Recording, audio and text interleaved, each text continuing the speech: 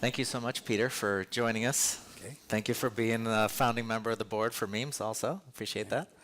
Let's start out with sports. And the Golden State Warriors are obviously having a great season, so that's fantastic. Could break the Bulls' all-time record, and I grew up in Chicago, so I'm a little worried about that. But tell us about the Warriors and your approach to basketball. I mean, that team was up for sale. Other people weren't as interested. What did you see in it that you really thought was valuable, and how did you manage the turnaround over there? First, thank you for inviting me. I'm glad to be here with you all. Special pleasure because it's only 2 minutes from my home, too, which is always a big value. We could have done it there. So you got enough room over there.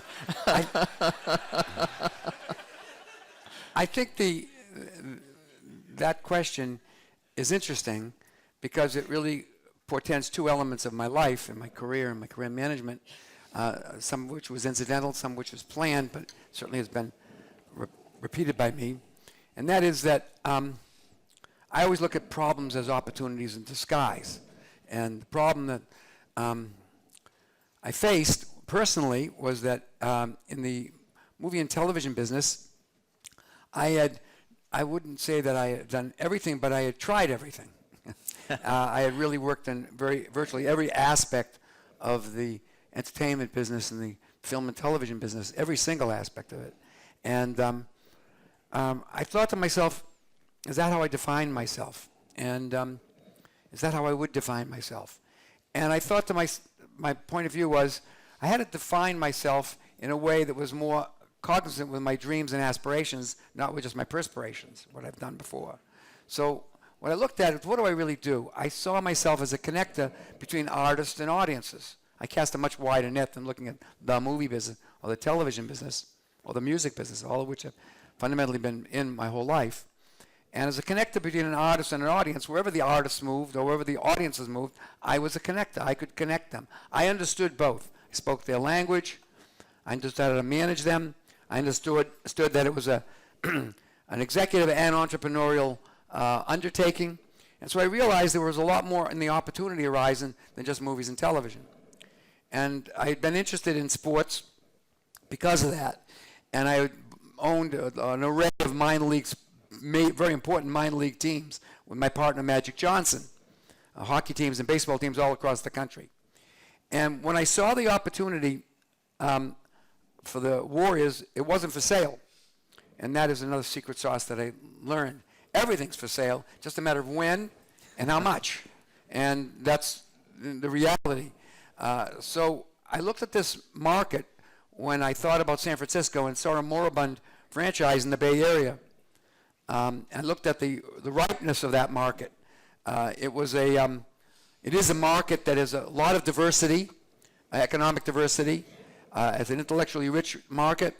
It's an economic engine market. It's a Pacific Rim market. It faces the growing markets of Asia. It was a robust market. It was really more inflation resistant than other markets. And I thought to myself, that team, which was 28th and in the league standing, business-wise, offered an opportunity. It should be much better. In other words, the market was much better than the performance and the results, which is a signal that there's an opportunity there. And then the person had owned it for a whole number of years, and we thought that maybe it was an opportunity to take it on. And that time, Larry Beer, who was the president of the San Francisco Giants, came to me and said, "Why don't we buy that?" And he said to me, "Do you have the money?" I said, "Yeah, you have the money." I said, "Do you have the way?" He said, "Yes, I know the owner, and I think I can persuade him." So I said, "Go ahead, I'll do it." And he went and spent a month, and he persuaded him. But the persuasion his enthusiasm went just a bit too far. He persuaded him about the value, and so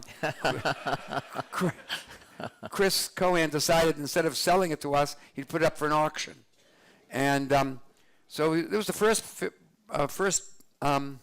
sports franchise in the NBA that had been in a major market, considered a major market. San Francisco, one of the major markets, in 16 years.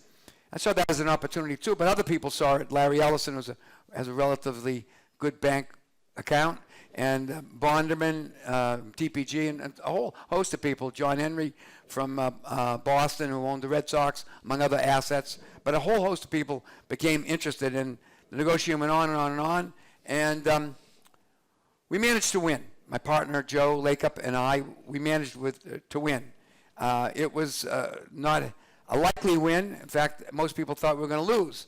But like in any race, if you're in the race, and you're in the race to win, stuff happens. And we just happened to get fortunate that we took the right strategy and we acquired the team.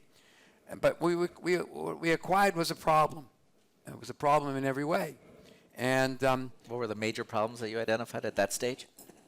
the team was at 16 and 66. That's a problem. That's a problem. It also had a lot of merchandise moved, but most of it was stolen.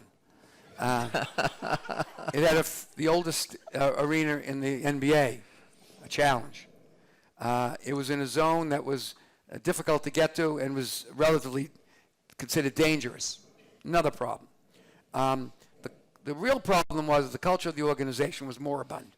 That's really, I always believe, I talk with Dean Olean at one of the business classes we teach together, that culture is the best business plan. If you have a bad culture, you can have all the things written down and all the tenets and all the conversations and all the tools and resources. But if the culture is bad, ultimately it's going to pollute the product and the success. So we set about to change the culture, reorganize the organization. The accent they had was on the wrong syllable. They thought that if they build it, they will come. Well, they didn't really come. They did come, but it was a very robust fan base, but it was really underpriced, underperforming, and really not the kind of result that marketplace should have. So we set about to change that by developing our own culture, top to bottom, a culture that was inclusive. It was a very, very diversified culture. Men, women, all ethnicities, but it was based on superb performance, good credentials. It wasn't just diversity for diversity's sake. It was diversity because we wanted the best people, and they were diverse. Mm-hmm. And I think that's the right way to go about it. So diversity was a criterion, but not the only filter used. Most is certainly not, because if you're not good, doesn't matter what color, size, gender, or where you come from, the result will be bad. Mm-hmm. So the idea is diversity was a clarion call because we wanted to be an inclusive community and wanted to speak to other cultures, and we wanted to speak with an authentic voice. But nevertheless, we demanded that kind of rigor from the people that were going to be at the helm of our organization. And so we cast wide and high and had a very, very wide net, but a very discreet filter. We wanted people who had executive experience and entrepreneurial zeal, who weren't risk averse, who saw the problem as an opportunity as we shared, and were willing to do the hard work to accomplish the goal. And we set out to do it. Our goals were to have a competitive team, to change the ratio of our from being third from the bottom to being third from the top. And we said we had a banner in the stands from 40 years ago when they were in the playoffs. They weren't in the finals for 40 years, and they hadn't won a championship in 40 years. We said, looks too lonely up there. So we set about to do that. So we had a goal. A dream becomes a goal when you give it a time limit. And we did. And we set about to do it, and we had a lot of luck, a lot of good fortune, but we took advantage of it too. A lot of people have luck in front of them and can't take advantage of it.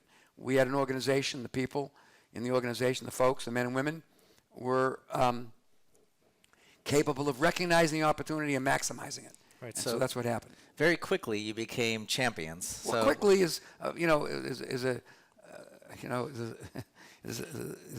whether it's subjective or objective. Quickly, it felt long, arduous, and uncertain, but we had a belief. So it took. In our 5th year, we became the champion. But really, from a productive point of view, we made a lot of changes, took a lot of risks along the way. You don't become, just because you become successful, you don't want to become risk averse. When you're more successful, that's the specific time you want to take risk, because you can't be the incumbent. You always got to be the challenger. And so we did some very daring things. We had a coach that I personally liked. We liked very much, and he took us from that terrible record to 50 wins, and then to 55 wins, and then we changed the coach. And you take terrible risks doing that. We're in the playoffs, and we changed the coach because we felt we needed a person that could lead this team to the next plateau, and we didn't think, looking at all the platforms that he had created and all the elements he created that we venerated and we liked, we didn't think he could get there. So we were never afraid to take further risk, and that's our mantra today. The suggestion, though, was we really did it. We were in show business. We weren't just in basketball business. We were in show business. We were in the location-based entertainment business. So we looked at our people that came not as customers, but as audiences, and aimed at their heart, not their wallet. We created a very vibrant, robust experience at the venue, improved this 50-year-old venue, improved the food, improved the parking. When I mean improved, macro changes in it. And the fans responded. And we went from third from the bottom to number one, not just on the floor, but in the bank account, in a whole national area. So the idea is, if you do good things and do them right, you can achieve success. You can. You won't necessarily will, but you can. And the idea is it's a constant and never-ending challenge. And so, getting to the top is one challenge. Staying on the top is, of course, another challenge. Right, so it looks like you're headed in a good direction this year. Okay. But even for the challenges associated with the venue, you managed to get a new venue through. So can you tell us about the challenges there? Yeah, that's even more important than the ring. That's the ring. But even more, I can't wear a ring on my finger. You go hit somebody, you have to knock them out. I appreciate that. Yeah, when you're in these businesses, you're in a lot of businesses. You're not just in the people on the floor. You're in a lot of different kinds of enterprises that are in this business. And so when you're building a franchise, you look at your market, you look at your business and say, we needed a venue that could support a 21st century team and enterprise. We needed a venue that offered the fans today, which are very different than 50 years ago, to leave their home, to leave their cocaine. I mean, the cocaine. That's the cocaine. They're all addicted to this. To be able to leave that and go into a What's in the venue. other pocket? What? What's in the other pocket? That's a good question. So anyways, we wanted to build a new venue. Well, San Francisco is an idiosyncratic market, to say the least. Anybody here from San Francisco? Would you agree with me it's an idiosyncratic market? Okay. It is, because no good deed goes unpunished there, So the idea, we're going to build a venue, and we've been doing it for 4 years. It took us that long, and it's all 100% done with private money, not a penny of city money. A $1 billion venue, state-of-the-art venue, 18,000 seats, plaza, restaurants, theaters, the whole thing, on the bay in San Francisco. And I would say that is a much more significant achievement than any of the other pieces that we've done in that business. Because it took a community to get that done. It took a kind of rigor, a kind of determination. I used to say, you have to be dyslexic in that business. You have to think no means on. Everything you face is no. Could we put a dog park there? No. Well, could we put a concert in? No. It's always no.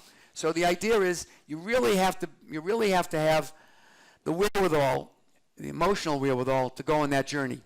And yesterday we had a big announcement in San Francisco's up there. We announced with Jamie Dimon sitting in the seat where you're sitting that the Chase was going to become our naming partner for the entire for the venue of the Warriors for the next decades. And that's an unbelievable announcement.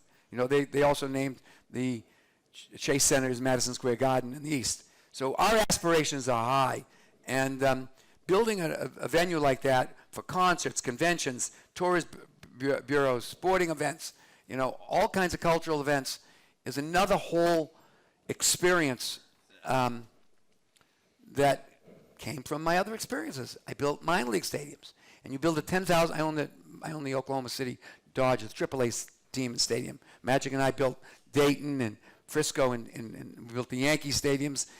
And building a 10 or 11,000 seat stadium in a city is the same as building an 18,000 seat venue in San Francisco. It's the same problems. The magnitude and the ferocity is different, but it's the same issue. So you realize you can do it. And so embarking on this came with the experience that we had done theaters all over the country and baseball teams and hockey venues all over the country. But the magnitude does count. The size of it, just the sheer size of it is daunting. It's just easier to make a small film than a big film. Not make it great, but easier. No, making a giant film is harder. A big, expensive, giant global film is harder. It doesn't necessarily make it more successful, but it's just harder. The magnitude of the problems are just so much harder. And so it's when the shovel goes in the ground, it's not in the ground yet, next year, this year we're going in now, I'll breathe a sigh of relief. Well, you're also innovating a lot on the way, and I've known you for a long time. You've been invested in many different businesses. You're extremely bullish on virtual reality, and you're including VR in the stadium work that you're doing. Can you just tell us about your thoughts on VR as a business and what you're planning on doing? Okay, again, back to the center post, artist and audience. So if I'm a connector between artist and audience, technology is an enabler. It enables to make the audience closer, makes it bigger, reaches a global audience instead of just a local audience. It gives more of a chance for the artist to get better revenue, reach a broader audience, speak with different voices, combine disparate audiences that geography would keep separate to allow new kinds of entertainment which wouldn't have a good enough local audience to be produced for a global audience. When combined, becomes a major audience. So if you look at through that filter, you look at technology as a benefit. And when you look at technology as a feature, it's a cold comfort. It doesn't do anything. It's zeros and ones. Everybody in this room is analog. It's only oohs and ahs that move you, not zeros and ones. So the idea is, what could technology do? What could it do to shorten that distance, to enhance that distance? So I'm a storyteller, so I'll tell you a little story. So a couple of years ago, I was in Tibet, in Lhasa, and the Warriors were playing. And I had made a movie a number of years earlier called 7 Years in Tibet with Brad Pitt. At that time, when I say there was no hotels in there, they called it a hotel, but any resemblance living the dead to a hotel was purely coincidental in Lhasa. All right? And here I was in Lhasa, and it was 4 in the morning. I was staying at a really nice hotel. There was only a couple of them there, but really nice hotel. Looking out the window, there was the Patola. That was the Dalai Lama's original home. And the lights were on. It was beautiful. And I thought, boy, I'd love to find out the score of the Warriors game. It was 4 in the morning. How can I find out? And I remember being there before. You had to make an appointment for a telephone call. Just a few years earlier, an appointment. And I picked up the phone next to the bed. I said, you know, if I come down and look at the computer, you have a computer down there. If I want to get a score of a game in the United States, if I could come down there now, is the internet on? He says, yeah, but you don't have to come down there. Do you have a mobile phone? I said, yeah. Well, we have Wi-Fi. Oh, we have Wi-Fi. So I pull out this phone. I go to NBA Game Plan, and I sit there. And I'm laying in Lhasa, Tibet, at 13,000 feet, breathing like this, and watching the Warrior game. Holy shit. So I all of a sudden had an epiphany about a bunch of things. Right. A team is no longer a local team. When I grew up in Boston, if you were the Red Sox, you had the only place you could hear the game was in Boston. There wasn't even broadcast on radio in other cities. And then on television, only the home games were broadcast, and relatively infrequently, until very recently. Then there was national television, and then they only played a few of your home games if you moved. So if you moved, or the players moved, you were skunked. And you only liked the team you had there. But now the populations are all transient, and the players are all transient, and the world is global. So now you can have any team you want, anytime you want, and any place you want. So now the product becomes global, not just local. So you're talking to a global audience. So there I was, thinking of that, and I said to myself, wow, this is incredible. And then I was at Stanford, and I saw a demonstration about 2.5 years ago of VR. And this was a technical demonstration. It was, the room next door was like filled with wires and boxes, every kind of contraption you can imagine to make it work. But that's not ever the problem with technology. And they put on a pair of glasses, very heavy, on my head, and had me stand out there. And suddenly, I was in the Roman Colosseum. And I was on an edge. Oh, my God, I got to step back. Oh, my God. I was afraid. I literally had the emotion of being afraid, the emotion. But it told me something. Wow, this is an emotion machine. This is emotionally transporting me. Very different than anything else I had experienced. And it stuck in my head, that experience. And in a park and a few other things I saw. And I couldn't get it out of my mind that, wait a minute, now maybe I could be there without being there. It would be like that. And then I saw all these developments happening in technology, and I got involved with a company, a VR company, and became very invested in it. And here's the magic of VR. How many people here have actually done VR? Raise your hand. Okay, so you know what I'm saying. First of all, the headset's very heavy. So whenever you show it to somebody, they say, oh my God, it's heavy, it's too heavy. You don't get it. You don't get it. When I came home, when I was a little boy, and my dad brought home a television set to our house in the very, very early 50s. The screen was this big. It's like an iPhone screen, all right? It was black and white. And most of the programming was a pattern, just a pattern, test pattern, with a head turned this way, with a monotone, like that, for most of the day. And our family, and a lot of families, would sit in front of this box and look at that monotone, and listen to that monotone, and look at that little thing. And then at night, there'd be like the Milton Berle show would come on, and wrestling. My grandmother would sit there. She was then about 85 years old, so you can imagine she was born in the 1800s, so. She would go to the back of the television set and think the wrestlers were in the set because she couldn't conjure that would happen. Now, if you showed somebody a 105-inch plasma television the next day, they'd have a heart attack. All right? And that took 40 years. But the iPhone only took 8 years. And this change will only take 3 years. So the rate of change has changed. So you have to look at these things as, having a much different line of ascent than before. The rate of change has changed. So I looked at this and I thought, my God, what if you could watch a game on this? And I remember saying it to the engineers, and they said, you're using the wrong language. What if you could be at the game, virtually be at the game? You're not watching it. The headset was really heavy. But I had known since I built all the big IMAX theaters in America. I was the chairman of Lowe's, which was a huge circuit. And I built these IMAX theaters with a big headset. And I knew when people left the theater after an IMAX film for 90 minutes, I knew they were in the IMAX theater. They were all walking around like this for 2 days. Oh, you must have seen that film. Yeah, But that's like that television set. I saw the glasses now. They're as light as this. They're like that. They're so light. And I know what the prototype is. The prototype isn't anything big. It's a clear plastic piece that goes over there. You can just lay in your pocket. Goes over there. And your phone isn't in it. Your phone's in your pocket. It's all Bluetooth. And when it's not on, it's clear. You can look right through it. And that's only the beginning of the beginning, not the end. So it's not about what the technology is today. It's what it's going to be. So you are not watching television. You are virtually being there. When you see a game, I got the NBA to let us do the Warriors, and when you see the game, you're in the front row seat, the best seat in the house. You're in the front row seat.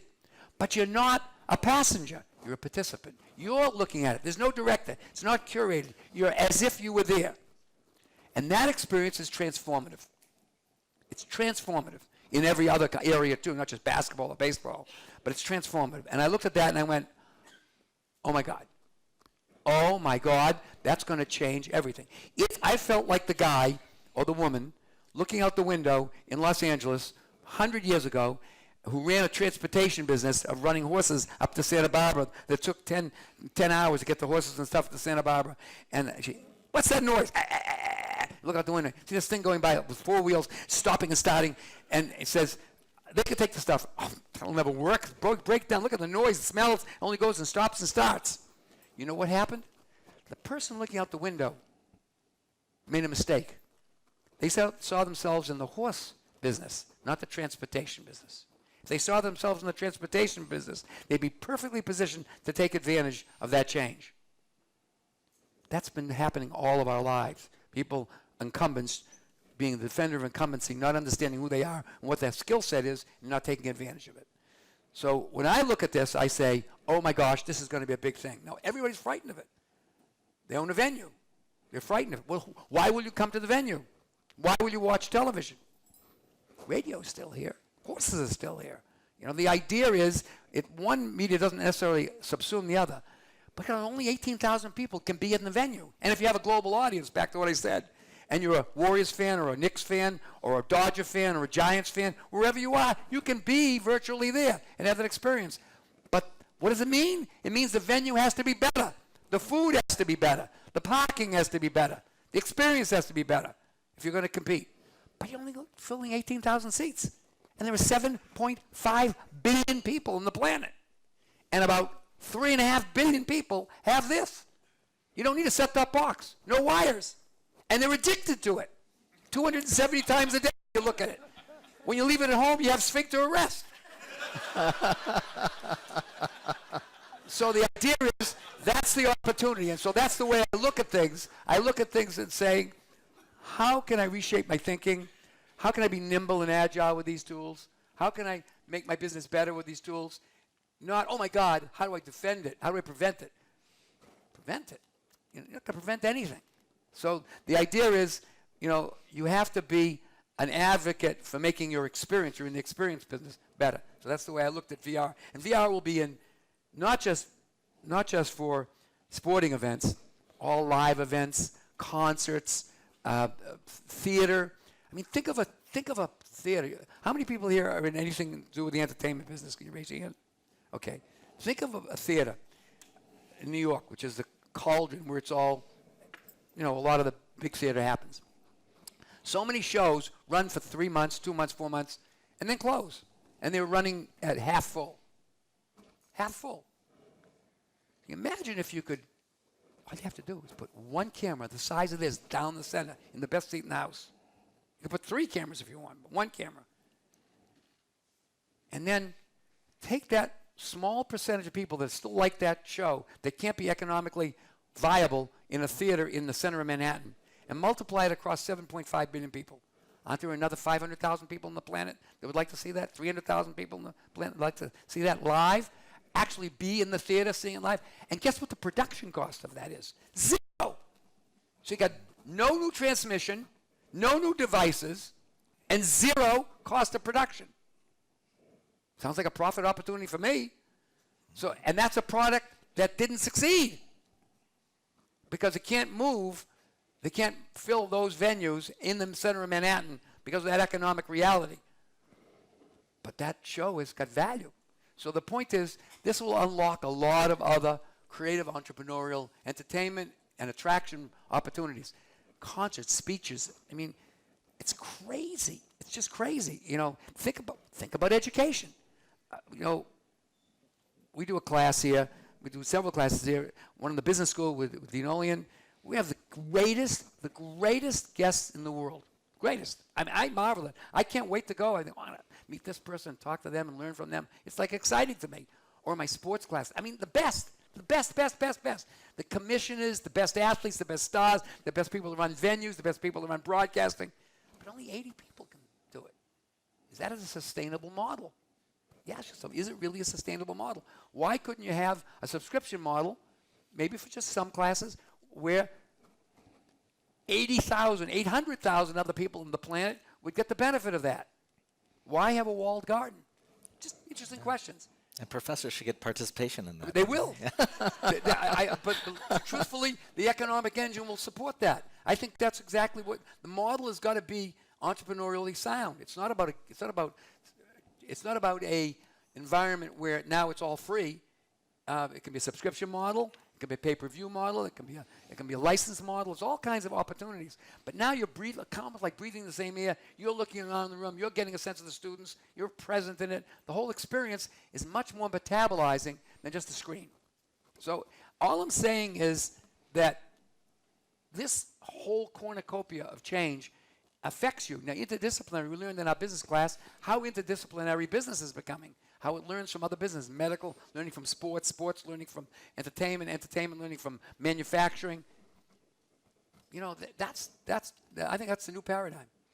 Okay, so in the time that we have left, let's switch over to the movie business. Right. Because you have also achieved every success there in the movie business. And just coming off of Sundance, your film got the highest bid ever paid for an independent film at Sundance. So can you tell us about that film in particular and how you see the movie business going forward?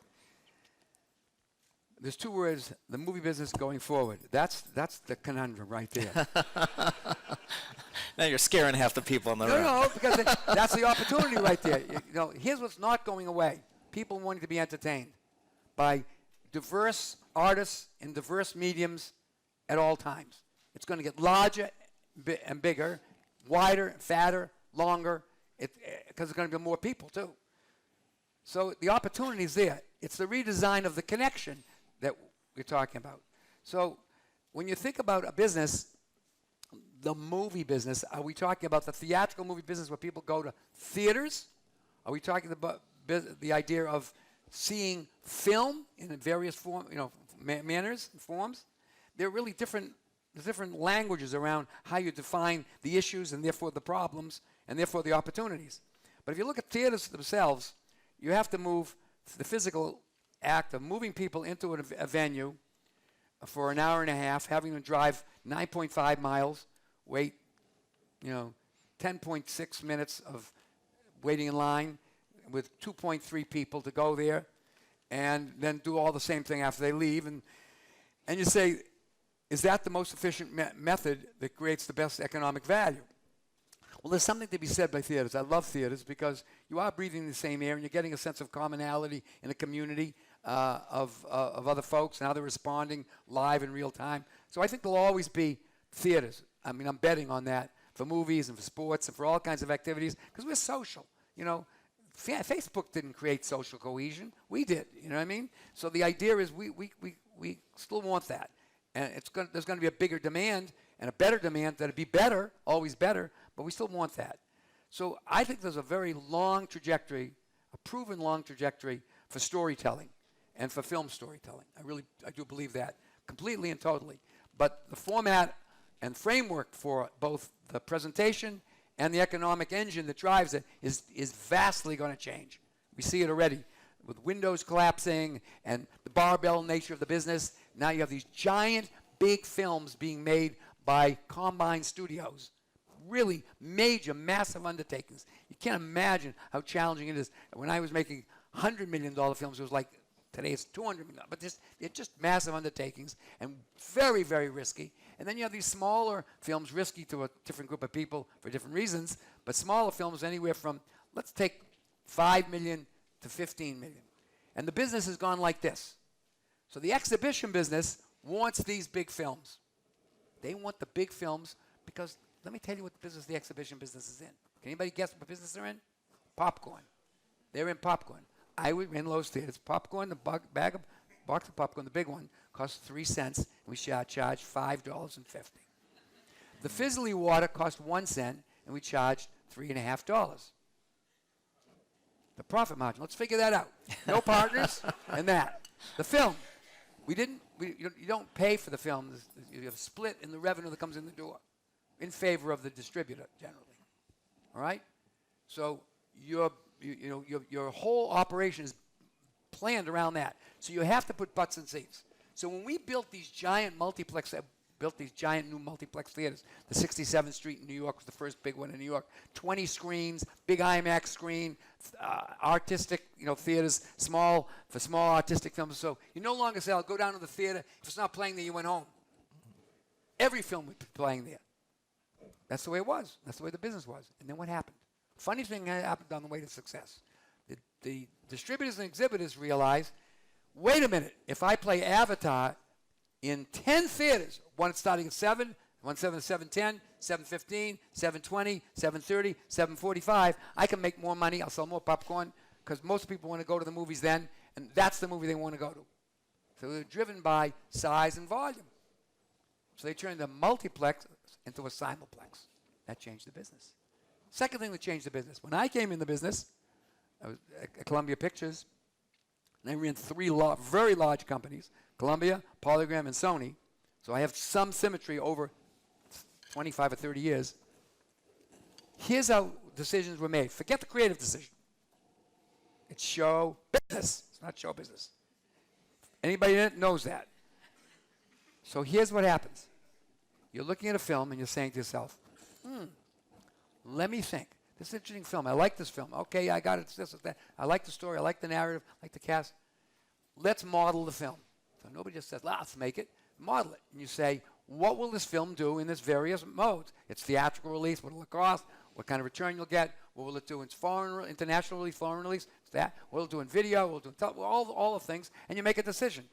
If it's not going to make more than it costs, and expense to release it, you ain't going to make the film. 95% of the time. Okay, so what drives it? Those economics. Here was the economics when I was in the business then. The world was domestic, theatrical, U.S. You based it almost entirely on that because the television value, the network sales were based on what it did in domestic, theatrical release. You only had to look at one number. What do you think it'll do domestic? How much it will it take to get into the market? International was called foreign. You know why it was called foreign? Because it was foreign to everybody running the company. All right. So they didn't know, and it was only 10%. We know playing in Bulgaria once, there was all the Soviet Union, and China wasn't open, and France and Italy had no theaters in the summer because they didn't have air conditioning. And there was no private television. So there was no aftermarket. Foreign was like, came in later. It was like, was there something on the tail of the end of the dog? It was like, that was it. International is 3 times domestic now. So what do you think drives the decision creatively, what to make? That's what does it. International. That's why you're seeing these big franchise pictures. Big, muscular, kind of international pictures.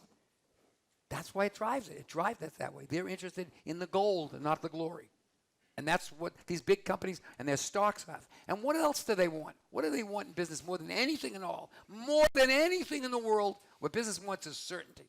The stock market wants it. They're all stock companies. They want certainty. How do you get certainty? You do the same film over and over and over and over and over and over and over again, and then rest it, and then do it over and over and over again. That's why all these franchises get made. Spider-Man, Batman, Rayman. No, not Rayman. All the different mans go on. But that's what happens to business. Business is driven by economic imperatives. So that movie business is split into these independents, where you have to finance them yourself. It is an act of daring do. It is holding, it's breath holding.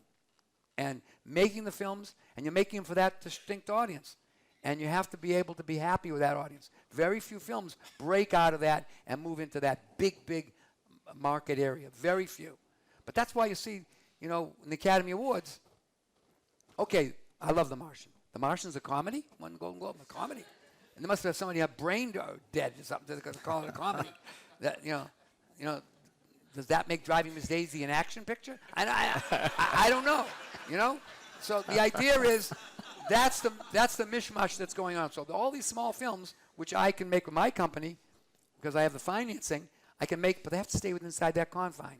Creative rigor, you have to really have, and there's great value. I love the films. I love making those films. But the big studios want the big bucks because they're driven by their capital constraints and stock. And so they have to move the meter. So that's what's happened to the business. And in your film? My film is a film that's Birth of a Nation, all African American. And sometimes you get kind of lucky. I don't mean lucky in a funny sense. Timing is everything, you come out just the wrong time. You get strike at the wrong time. Well, the whole controversy, this is a terrific film.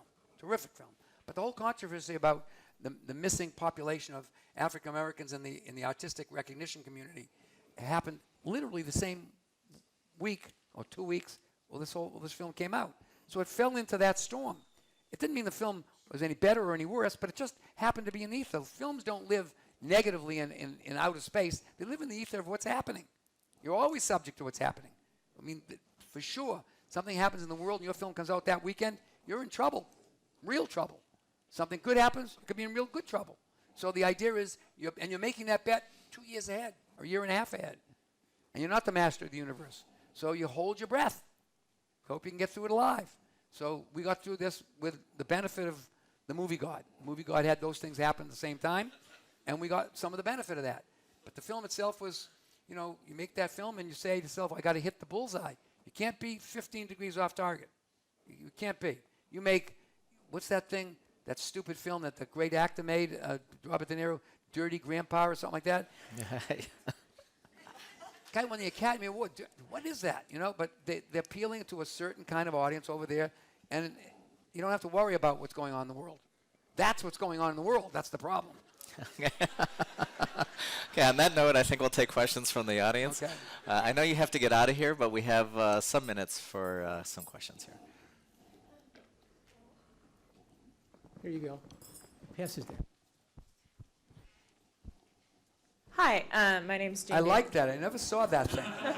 That is good. I got to remember that one.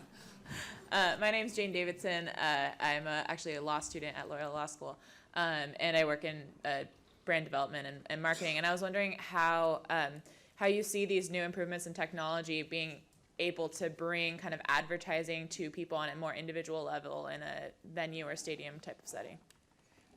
Yeah, we're all discrete individuals. When I say discrete, we're all one. Taken all together, we're many, but we're ones many times over. And when you think about reach a digital audience, for example, reaching them digitally, it's an audience of one millions of times over. And so when you think of the audience of one, he or she is receiving it as one. So if you know a lot about the general mix, psychographics and demographics of an audience, you can make generalizations about, I'm going to reach the mass people that represent 70%, this attitude or content or product represents 70% of them, and then it kind of filters down on both sides. But when you're reaching a digital audience, each individual has a discrete footprint.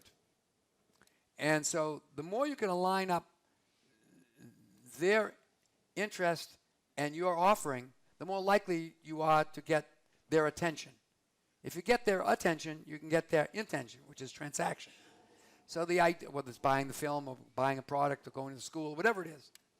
So information and big data is crucial in this process.